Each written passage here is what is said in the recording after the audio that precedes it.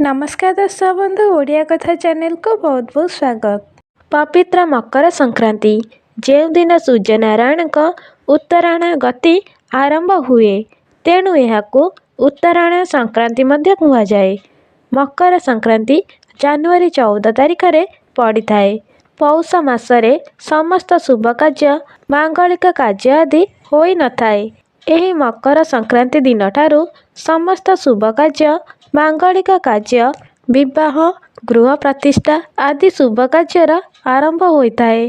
कारण सूर्यदेवंकर उत्तरायण गति को शुभ माना जाइथाए।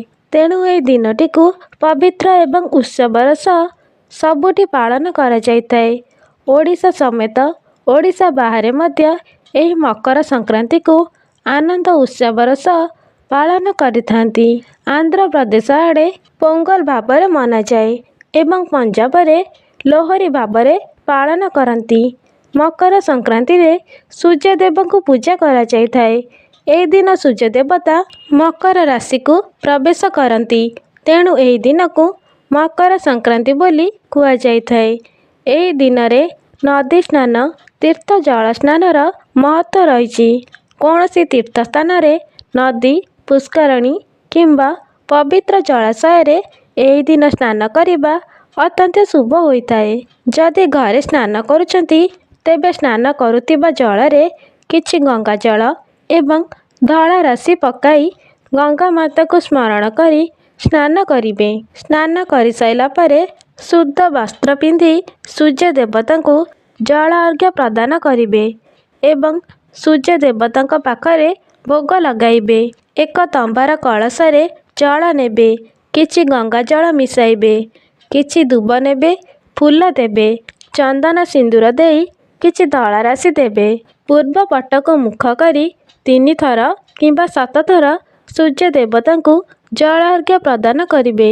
एक सफा परिष्कार जगार मुरुज पकाई एक कलश स्थापना करी दीप धूप लगाई भोग लगाइबे। भोगरे फल पणा लडू आदि सूर्य देवता नाम रे भोग लगाई पानी छड़ाइबे। मकर संक्रांति दिन घरे घरे मकर चाउल प्रस्तुत होइथाए।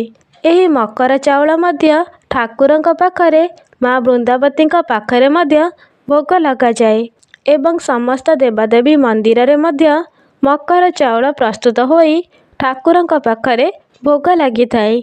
नुआ अरुआ चाउल को बतुराई सेतरे नड़िया कोरा छेना क्षीर गुड़ समस्त प्रकार फल गोलमरीच अदा आदि को मिसाई मकर चाउल प्रस्तुति हुए। मकर चाउल प्रस्तुत कर सारा परे घरर ठाकुर माँ बृंदावती पाखरे भोग लगाइबे। भोग लगी सारा परे समस्त घर सदस्य मानकु मकर चाउल खाइबाकू देबे एवं मकर चाउल को एही दिने खुआई मकर बसी थांती। एही दिन रे दान दक्षिणा देबा मध्य अत्यंत शुभ होइथाए। अन्नदान वस्त्रदान आदि कले एही दिन रे अत्यंत शुभ प्राप्ति होइथाए। आशा करुछि एही भिडियोटी आपण मानक भल लागिथिबो। भिडियो रे लाइक कमेंट शेयर करि देंतु एवं सब्सक्राइब करिया पे भूलंतु नहीं। नमस्कार।